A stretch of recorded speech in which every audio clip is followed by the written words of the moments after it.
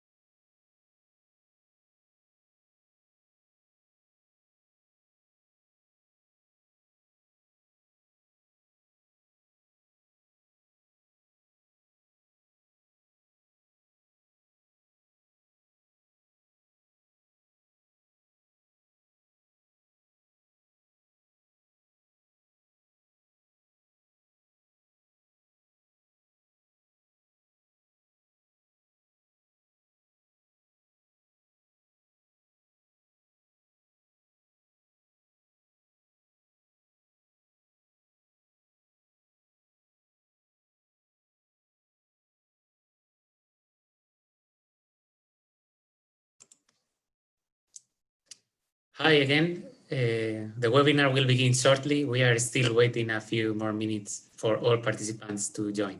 Thanks.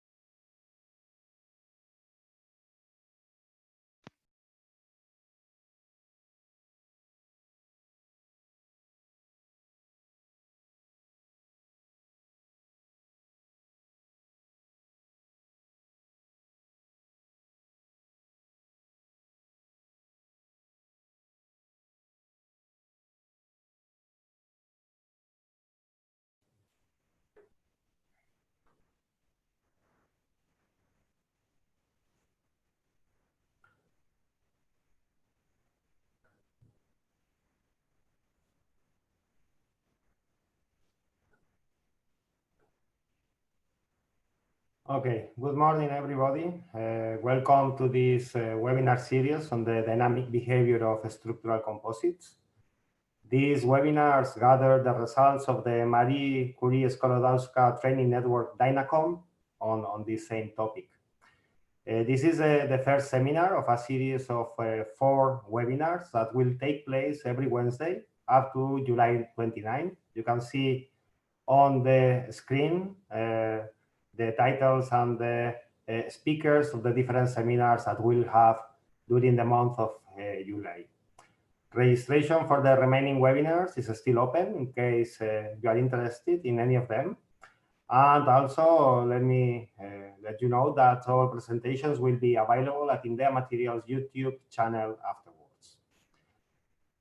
Today's seminar will deal with the performance priorities of composite materials for dynamic applications. This is a seminar that will be delivered by Dr. Benjamin Russell, which is a material science expert at composites manufacturer HEXCEL in Duxford, UK. This seminar will last approximately 45 minutes, and we'll have questions and answers session at the end. Please let me point out that if you want to ask any questions, you can use the Q&A panel that you can find at the bottom right corner of your screen. You can post your question there, and as a moderator, I will introduce these questions to our speaker. And without further delay, please, Benjamin, the floor is yours. You can start sharing your screen and start your presentation. Thank you very much.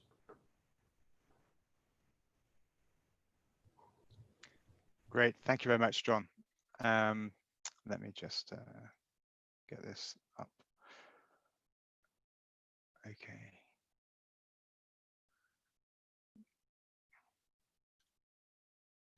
Brilliant. Okay. Is everybody can see my screen? Let me just check everything's technical working. Great. So thank you very much, John. Thank you for your kind introduction. I've very much enjoyed being part of the Dynacom project over the last few years. So it's a pleasure to be able to lead this webinar series with the first talk, giving perhaps the industrial perspective to lead in to set the scene, the context for the more technical stuff that follows. So let me just give a little bit of background about myself. Prior to joining HEXCEL, I worked in academia in the area of impact and ballistics research. And I joined HEXCEL as a material scientist in 2015, where I've been working on fundamental materials research projects, trying to understand structural property relationships, aiding and accelerating materials development efforts within the company. So today I hope to give you a more industrial perspective on the composite dynamic applications, or the range of applications. And as the first in this series, we'll be setting the scene, providing that context for the seminars that follow. So my aim is that you'll take from this seminar the following sort of items. Firstly, a broader appreciation for both the ubiquity and the uniqueness of dynamic performance as applied to composites, and the challenges that are associated with the measurement and manipulation in terms of how we as a company might optimize for these. Secondly, I want to talk a little bit about innovation velocity. That is the speed at which we as an industry can develop materials to meet the performance requirements of the customer. I want to talk through something of where we are presently and what developments are needed, and how the Dynacom project feeds into driving this forward. And of course, the following talks in this series will bring contributions in this area. And then I briefly want to touch on further challenges and applications for composites. So I really should say a little bit about HEXCEL, what we do, who our customers are. we're a vertically integrated company. That is, we make many of the precursors for composites, as well as the composite materials themselves. So we manufacture polyacrylonitrile fibers, which we then oxidize, carburize, turning those into carbon fiber. We weave those carbon fibers into fabrics. We also turn those carbon fibers into non-crimped fabrics.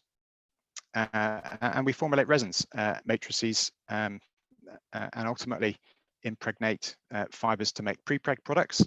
Perhaps one of our main things that we produce, but also in addition to that, provide other composite products such as resin infusion systems. And we also have activity in the thermoplastic development sector as well. Also, you might notice additive manufacturing. That's also something that we're involved with. We have a number of different associations, different parts of our business that deal with various different parts of the supply chain, and also some end user products as well.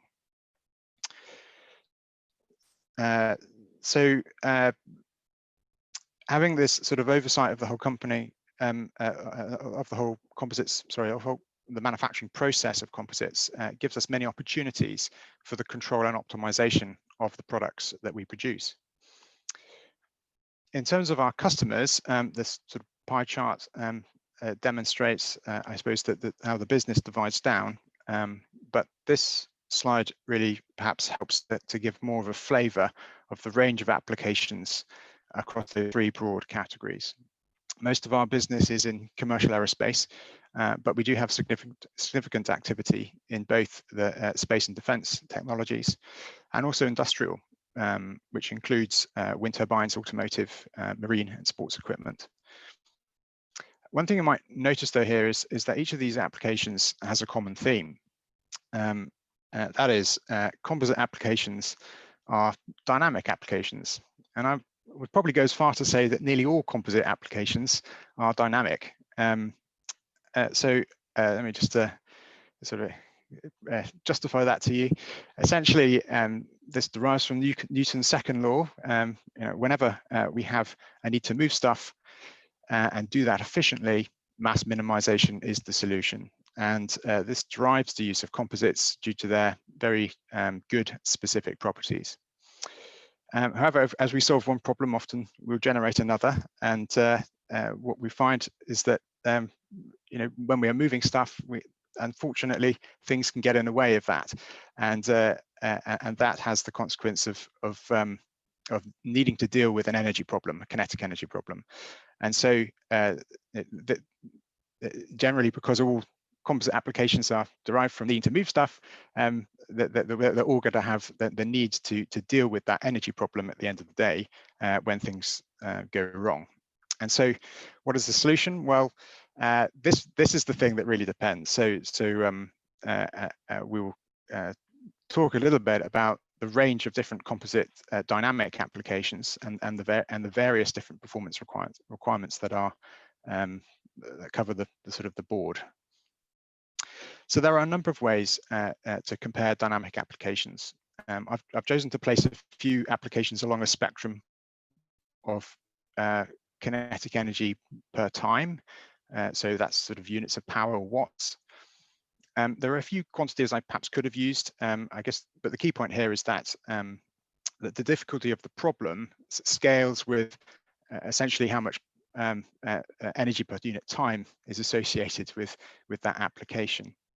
The more dynamic scenarios, which are located to the right-hand side of the figure, are increasingly harder challenges from a materials development perspective. And moreover, the details of the performance requirement for a given application can vary quite significantly across that spectrum. So I want to delve into a couple of scenarios. These sort of illustrate some of the varied performance requirements that our materials or are demanded from our materials by our customers. So don't hold me to these numbers. The purpose here is not a detailed calculation, but rather for you to get a feeling of the quantities involved.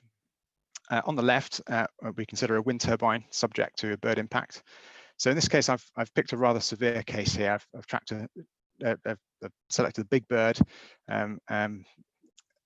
traveling at its fastest speed with a tailwind, hitting the tip of a blade, also traveling at its fastest speed in the opposite direction. So this really is the sort of worst case scenario in this instance, and for the numbers I've given here. And on the right, we're considering a nose cone impact for a Formula One vehicle. And the velocities are typical for nose cone impact testing. Cars actually travel quite a bit faster than this, closer perhaps to 100 meters per second. But the impact that nose cones are designed for are typically either vehicle-vehicle collisions, which are relatively slower velocities, or perhaps impact after spinning off a track where the car has lost significant momentum.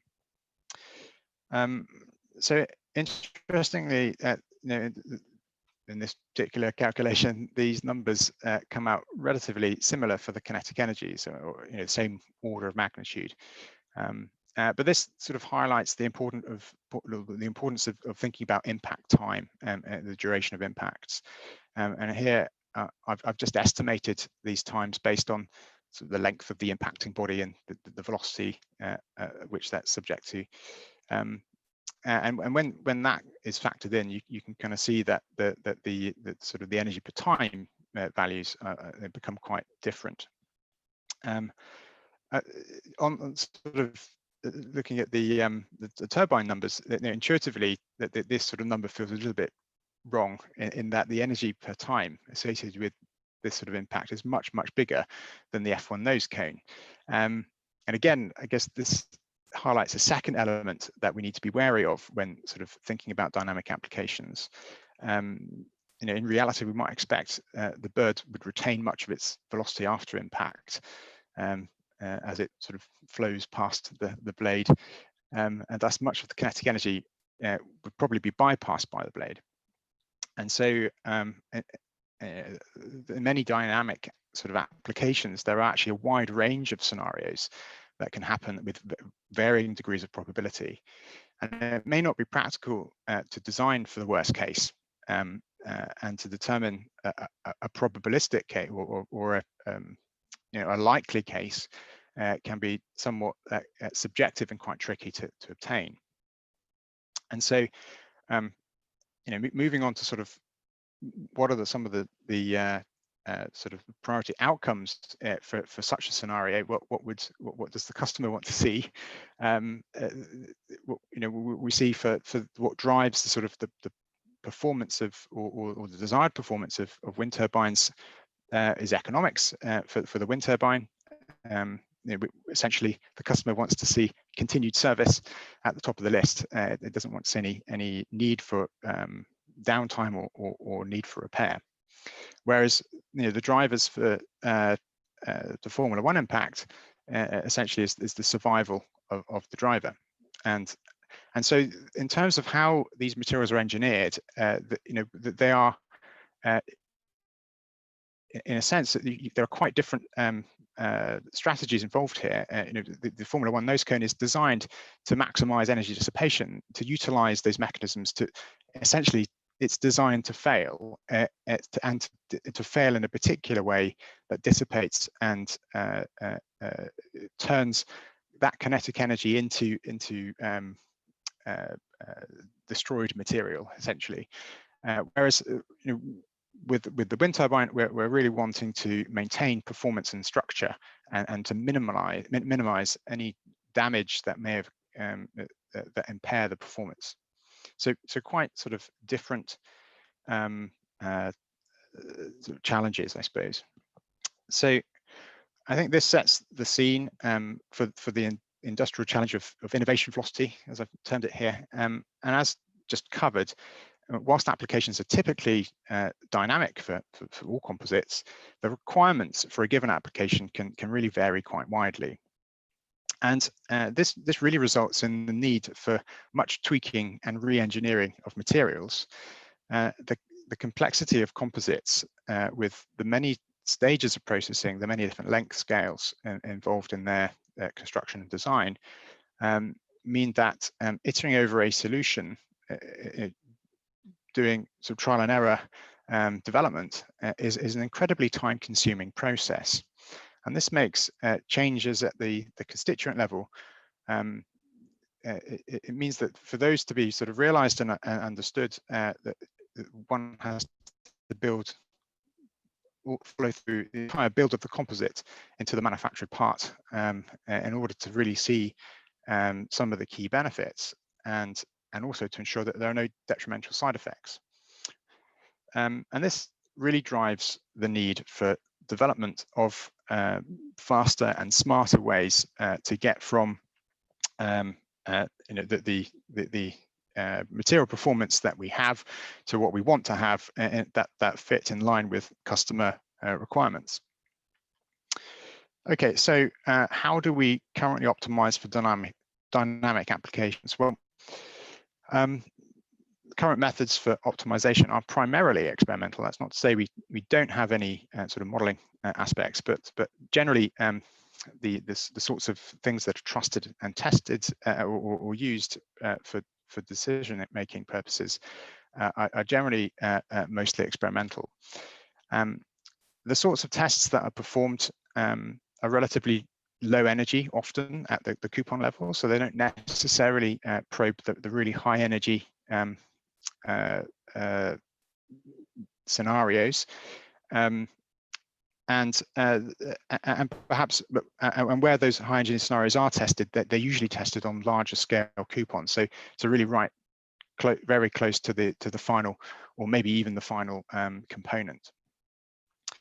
So some of the key limitations here are that we only really get a pass-fail response at the macro level, and it's really hard to trace changes in performance to the mechanistic changes that perhaps might be taking place as we make tweaks and changes to our materials. And it's even harder to quantify those changes, the sort of the mechanistic changes in terms of how different things might be contributing to an improved performance. And as mentioned before, this leads to incredibly long and expensive development cycles. So I guess we could ask the question, why are dynamic properties and mechanisms more difficult to capture than those under sort of static conditions? Well, I think there are two core aspects that make dynamic tests significantly more challenging. Firstly, there are inertial effects that change the properties that we're trying to measure. So the actual output response of the material is the actual properties which we might consider to be the things that are that characterize the material, that those are actually modified themselves by inertial effects. And this occurs across a number of different mechanisms and length scales. So for example, greater proliferation of crack bifurcation, that is forking of cracks at higher strain rates. There are also the shorter time scales. This limits the ability of polymer chains to reconform, giving rise to strain rate sensitivity. And then you've sort of got buckling. So if you've got components which are slender, or even in material itself where you have slender fibers, buckling or stabilization of buckling can occur at higher rates of loading. And of course, energy dissipation, in terms of energy dissipation mechanisms, you can get a lot of frictional dissipation through sort of inertial confinement. So where you may have essentially a material that has granulated somewhat, it essentially is held together by compressive or dynamic compressive forces under load that can dissipate, or under high rates that can dissipate a lot of energy. Under more static conditions, essentially is something that will just fall apart. So all the sort of the changes in the material response, these can all happen to quite different degrees and in very non-linear ways in a dynamic test. So in a real component, these very non-linear changes may be occurring at at quite different timescales and quite different locations within a component. And so the deconvolution of all those very complicated physics that are sort of interacting with each other is essentially an impossible task. Secondly, I guess the nature of dynamic tests means that there is just a shorter and less flexible observation window. Stuff just happens more quickly, so it requires high frequency measurement or capture of data, and such as high speed photography. Which obviously is a key technique in order to capture sequences of events. Stopping or interrupting experiments halfway through is difficult or almost impossible, perhaps, given the large quantities of energy involved in a lot of these tests. And experiments are generally quite noisy, perhaps with artifacts that come from wave reflections, and subject to much greater variation. It's much harder to do repeatable tests with some of the types of loadings that are generated through sort of guns and releasing large amounts of energy into the system. So development of better experimental techniques is clearly a very key aspect here, but this also motivates an important need for modeling, and that's what we're going to look at next. So I use the term modeling here to describe a range of different platforms and techniques. We need to capture physics right from the nanoscale up to whole structures, wind turbines, tens of meters in length. So taking advantage of atomistic simulations, molecular dynamics, finite element models, and the like is really the only way that we're going to accomplish that. And modeling really is arguably the only way we're going to extract the complex and evolving physics taking place under dynamic conditions. The ability to be able to switch mechanisms on and off, to explore material combinations that can't really be made in reality, and being able to partition quantities such as energy into certain mechanisms. These sorts of techniques give unparalleled insight into the inner workings of composites and help us to start to extract and decouple the various processes and tailor, understand where those are coming from, and give us the insights required to tailor our materials to have those particular performance characteristics. Yeah, and I guess furthermore, modeling yields the power for us to sort of know how we might manipulate those characteristics right from the performance characteristics that the customer is giving us. So being able to essentially reverse engineer then becomes a feasible option. So just here are a couple of examples that I wanted to share with you, some of the things which we've been doing inside of HEXCEL. So prediction of structures from chemical reactions or phase changes and other processing stages are really quite important for particular properties. So techniques such as coarse graining are going to be essential if we're going to feasibly run realistic models that preserve the necessary physics. Models right down at sort of the atomistic length scale just have far too many elements or degrees of freedom in order to be run in large enough to be useful for real systems that we might want to look at and complex interactions. So having the ability to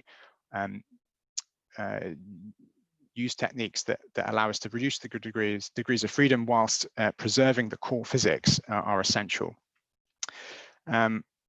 Here are a couple of animations that show the importance of propagating through the key physics. So this is looking at how phase separation effects are occurring. And I think that the key thing here to look at is the difference between the simulations. You find that one predicts and one are dispersed. So we've got one phase which is continuous and another phase which is and then you've got the polydispersed, where you've got two co-continuous phases, and just small changes in the physics can make quite dramatic switches, if you like, in the types of structure that are observed. This being a case in point, and if this is able to be done, then these sorts of structures can be exported and then moved into the next level up. So, for example, as an input to a finite element code. So the second example I wanted to give you is perhaps more sort of keyed into sort of this idea of innovation velocity. So rapid prediction of material properties is obviously a very key enabler for composites optimization. Capturing strain rate and temperature effects on polymer stress strain response is a very time-consuming and very costly process. So one particular model that we've developed is using group interaction modeling, and this provides quite an efficient yet a promising approach to achieving the ability to reproduce stress strain curves over a variety of process or sort of variety of experimental conditions. And the yield response of a commercial matrix system here, shown in the top right, this shows some experimental data overlaid with our GIM prediction, and you can see that those fit reasonably well, and that's obviously shows a significant speed up in our ability to evaluate, say, a particular resonance system, where a calculation that takes seconds it replaces a sort of a suite of characterizations at various different temperatures and strain rates, which might take several weeks to accomplish. A second model, I suppose, that we've sort of worked with and developed has been successfully employed. So this is chemical potential simulations. These have been used to look at and predict equilibrium moisture uptake and their associated property changes. So aging of composites, again, is a hugely time-consuming process, taking months for equilibrium to be achieved in from the very slow diffusion, the deliberately slow, diffusion coefficients that in the way that water passes through the material. The ability to be able to simulate those effects, again, represent a massive acceleration in our ability to iterate on new concepts. And the bottom right just shows the experimental values plotted against the predicted values for a range of materials, and you can see that has an excellent correlation coefficient, a result which, as a company, we're very, very happy with. So, but I guess that modeling, there's still a lot to go, I suppose, and that's partly what motivates projects like the Dynacomp project.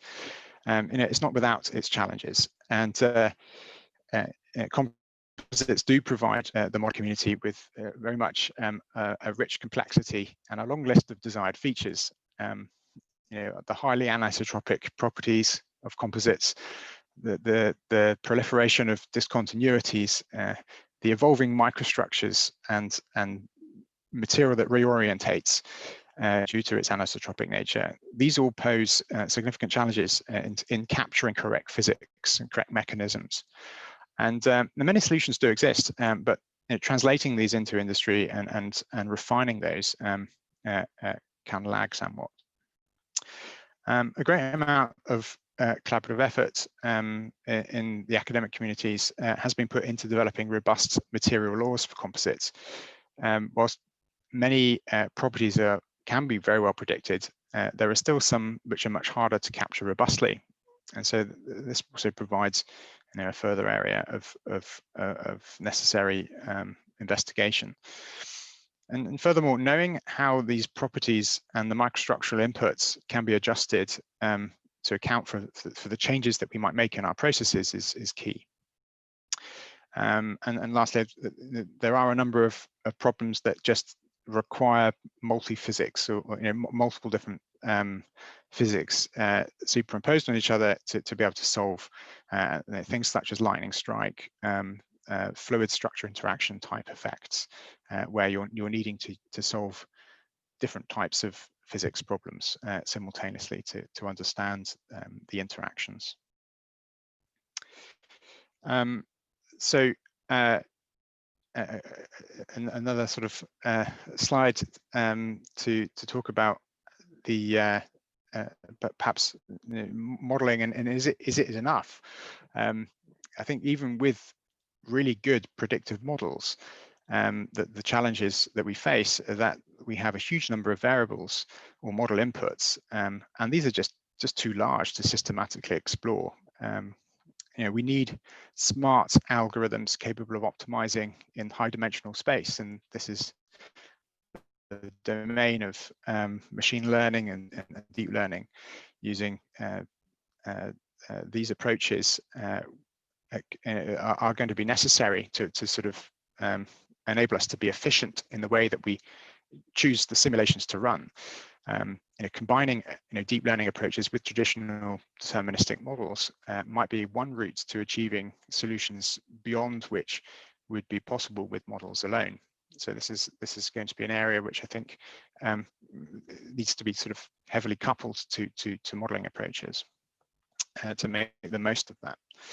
And ultimately, such approaches would hold the key to reverse engineering the process parameters from a set of desired properties, and of course giving potentially a range of different ways in which one could be achieving those properties. So in terms of sort of future applications, I think the new applications continue to arise in which composites would will be necessary, and they will play a central role. I think I guess I've highlighted some of the sort of some of the more out there concepts that perhaps are being talked about, but with these new applications,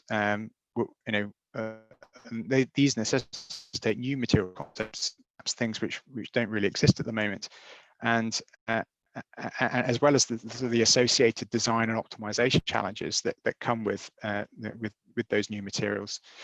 And achieving sort of these ever more ambitious goals will necessitate the extension of our experimental capabilities, our modeling capabilities, and sort of ancillary sort of modeling capability through artificial intelligence tools and that sort of thing as well, in order to make these sorts of things economically viable and overcome some of the quite difficult extreme challenges, incredibly high temperatures or properties associated with radiation of various different sorts, that sort of thing.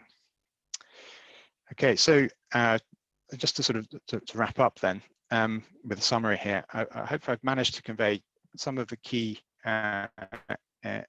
importance aspects of the dynamic phenomena, their general applicability to composites, but also the specific challenges in tailoring these to specific needs of a given scenario. I think what is really required in this endeavor are improved tools encompassing the experimental, the modeling, and machine learning.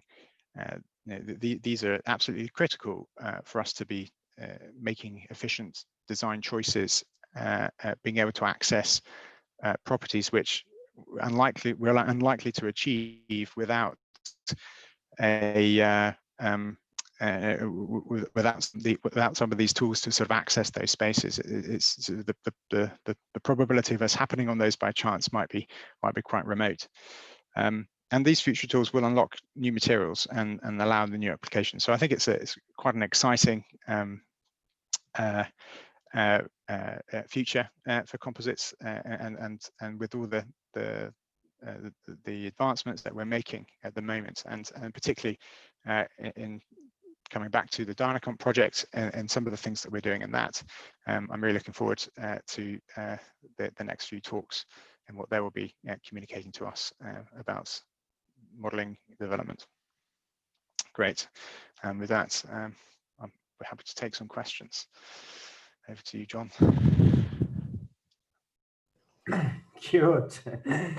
Okay. Very nice. I really enjoyed your talk, Ben. Now the talk is open for questions. I remind all the attendees that you can post questions using the Q&A panel that you can see on the bottom right part of the screen. Okay. You can write your question there and I will formulate the question for you. If please you indicate your name, then you will be able to identify your question. In the meantime, I have several questions myself, and one of them I really like the slide that you showed with two very different impact applications: the bird strike on the wine mill and the Formula One car, showing how different the objectives are in each case. But I was wondering in the first one, I mean, I can imagine how you can actually deal with trying to utilize all mechanisms in order to absorb the energy, protect the driver without taking care of whether the structure is destroyed or not. But in the first case, how do you do that? I mean, how can you design a material that actually doesn't get that much with such a high impact energy? I mean, what is the philosophy there? Well, I don't claim to be an expert in a lot of the design here, but I guess I guess the answer has two parts. One is, you know, what are the scenarios? I think here I have really given perhaps the worst case scenario. There are a lot of factors I haven't taken into account here, like how much of that energy is transmitted to the blade tip. You know, it's likely in this scenario that you know, I guess the aerodynamics of the blade really do help mitigate. So this it's not an estimate. It's just a number, but it might well be 3 orders of magnitude greater than the reality. So you know, with very low velocity impacts or relatively low velocity impacts, or low energy per time impacts, there's perhaps a lot of elastic energy that could be absorbed and dissipated as vibration. So how you damp energy and things like that can be important for dynamic applications, apps like this. You know, just in terms of design features, the flexibility in different directions can allow you to absorb energy, say from a twist or from you know, you can do that actively, perhaps in some cases, perhaps not on a wind turbine, by actuating parts and things as well. So there are a number of solutions, I think, to these sorts of things. But yeah, I mean, again, these numbers, don't take these as any reflection of reality. Okay, thank you. No questions yet on the panel. I hope that some attendees find themselves happy with asking some question. In the meantime, I will ask another one. I was curious. You mentioned one model strategy that you are following at HEXCEL to model the behavior of the resin, which is called the GIM, or GIM. I don't know how you pronounce GIM, I believe. Yeah. The acronym. And can you, I mean, this apparently has predictive capabilities. Can you tell us a little bit about the physics behind this modeling strategy? Mm-hmm. So the GIM framework was developed by a chap called David Porter at the University of Sheffield some years back. So and you know, there's a lot of he's written a book, and there are a number of papers as well that you can look into on this. But it essentially uses some of the structural characteristics of the molecular chains of polymers, and then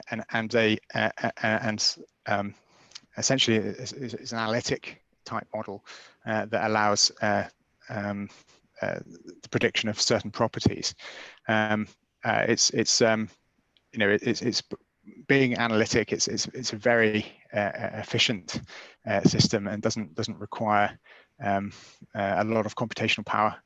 You know, so you can run things very quickly. So and it's also a nice type of model to parameterize in the sense that it's very much down at the development, the formulation end of the spectrum in terms of the sort of information you have and would want to design with, and so it's helpful for providing really good insights in that respect. Okay. Does that answer what you wanted there, John? Can it be applied to for instance, polymers with different phases? Does it go to that kind of detail, or is it more an homogeneous approach? That's a good question. I'm not sure how the interaction of different phases would be dealt with GIM. It's certainly with homogeneous phases, I believe it works very well. Whether the multi-phase might need to be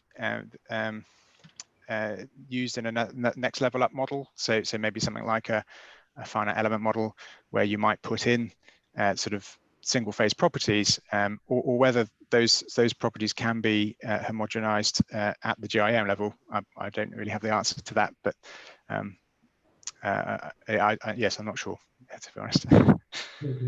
There is one question from one of the attendees, Ali Araf, and the question is, how do you test and simulate composites under blast loading? Is it high strain rate in high temperature? Sorry, so could you repeat the question again? Maybe you can read it also on the Q&A panel, but we'll read it again for the rest of the attendees. How do you test and simulate composites under blast loading, under high under impact loading? Is it high strain rate at high temperature? So I guess he wants to know whether the tests are carried out only at high strain rates or also simultaneously at high temperature. Yeah, so with difficulty, so I guess there's a lot of work that's been done, I guess, to parameterize sort of models. So under sort of very high strain rates of loading, you know, you get very dramatic changes in properties, and things don't really behave intuitively as perhaps we might think. So in terms of simulating these things, I guess the first stage is that you need to do quite detailed experiments to capture good input parameters. So what you might be doing things like they're called sort of like plate impact experiments, where you're putting small amounts of material under very high compressive strain rates to capture some of these really unusual phenomena, shall we say, which are then those can be captured by physics models, which we then put into things like finite element models to enable those so for components to be then simulated. The model is applying I guess the laws that we've uncovered through these smaller experiments to actually uncover that. So yes, in a sort of ballistic type impact, so you're getting very high strain rates, and you'll get temperature effects that arise just from the material deforming itself and dissipating energy that way. So yes, so the adiabatic heating, that there will be a lot of that's really quite an important element to capture and understand. And of course, there will also be often will be heating from other sources as well. Okay, thank you. There is another question from Fethi Abbasi about moisture and hygroscopic effects on the dynamic behavior of composites. He wants to know whether you have any experimental data on the moisture effect on the dynamic behavior, and whether there is any modeling approach to take that into account. So I think I'm not sure if there is an awful lot of data on that. I think that from the experimental point of view, because like I've said, that to condition specimens in order for them to have these sort of high moisture contents takes a long time, and so that's quite an expensive process. And to do dynamic tests themselves are also quite an expensive process. So to combine the two of them, it's you know, because there are quite a lot of different variations you'd want to test. It's perhaps more unusual to see those types of combinations done. So I think the data is quite sparse. But I suppose this is where I say that modeling really gives us some key insights that we're perhaps able to translate some of the effects we see by modeling. But if we can model the moisture process, then perhaps we can model the dynamic process. We can couple those together and understand how those effects might follow through. And if there is something quite unusual there, then that may justify or promote the idea of actually doing that experiment. But typically, I think that things are usually decoupled a little bit more than that. So they're not usually done. You don't usually do dynamic experiments in sort of hot, wet conditions. Okay. All right, thank you very much, Ben. Well, there is one question that is not directly related to the talk, but I think as an expert in composite testing, you might be able to answer. Furkan Ahmad wants to know how you can predict equilibrium uptake for composite plates. Basically, if there is any software that can be used to predict the amount of water moisture uptake that the composite can actually take. So how to predict that? So well, so that I guess is that sort of wanting to understand a little bit more about how these chemical potential simulations work, I suppose. So so I guess I'm not very familiar with the full details of how chemical potential simulations work, but yeah. So I don't fully know the physics behind that. But yeah, these models are able to capture something of the moisture uptake, and it's using input parameters that essentially are able to estimate things like the diffusivity of water through different phases, and the affinity, I suppose, for things like solubility of water within those phases. So it gives you the idea of how much driving force, I suppose, there is to accumulate moisture and that sort of thing. Sorry, I can't really give you a very more detailed answer than that, but it does seem to work. Yes, so I think there are no further questions from the attendees. I just want to finish with one that I guess is difficult to answer, but there are so many parameters that affect the behavior of composites, not only dynamic, in general, the mechanical behavior, depending on the type of loading, etc. But in the case of if we talk about impact on a composite plate, out of all the different properties of composites, the architecture of the reinforcement, the resin properties, the interface. Would you dare to pick one single feature that I think you think might be the most important one for the dynamic behavior and the impact resistance? No, I don't think I would dare to pick a particular one. I guess I can maybe answer it in a different way. Say what perhaps I think perhaps some of the more challenging things to answer. So so certainly things like fracture and understanding how cracks propagate in these materials is hugely difficult, particularly when the sorts of models that we often use are so finite element models discretized into small chunks. You know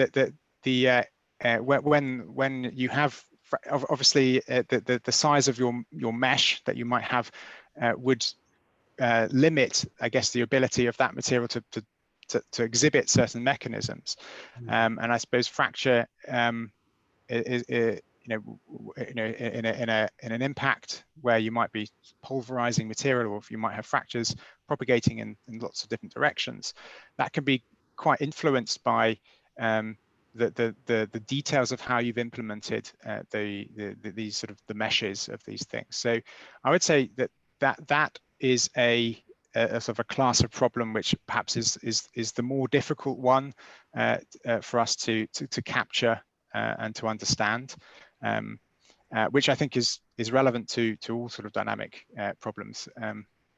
But yeah, so that would be my answer there. Okay, I understand. All right. Okay, so with this, we get to the end. Let me again thank Benjamin for his magnificent talk and for finding the time for doing this.